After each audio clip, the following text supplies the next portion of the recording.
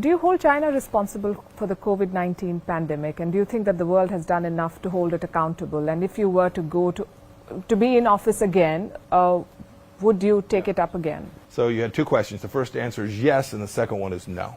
So the first question was, is the Chinese Communist Party responsible for COVID? The answer is yes, and I'll elaborate, because that's important. And second, has enough been done to hold them accountable? The answer is not remotely close.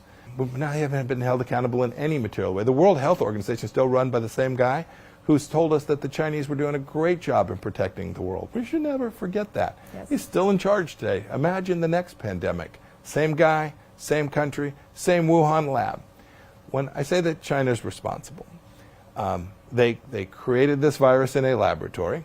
The virus escaped accidentally, not intentionally, but it escaped from that laboratory. For that, accidents happen. They probably didn't do enough, but in any event, that was not an intentional release. But what was absolutely intentional is everything they did from the moment they became aware that the virus was running around the world, a relatively contagious, relatively lethal virus running around the world. They did everything they could to deny the world the capacity to protect the innocent people who died as a result of this virus. They hid the story, they disappeared journalists, they disappeared doctors, all the things that no nation, India wouldn't do this, America wouldn't do this. If we had an accidental release from a laboratory in one of our countries, we would immediately tell the whole world this is what happened. We would get the best minds in the world to try to address this, and we would do everything we could to contain this in the absolute moment, real time.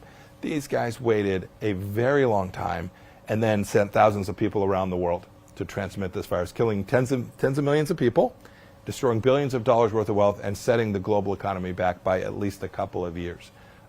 No accountability to date for what Xi Jinping did to the world.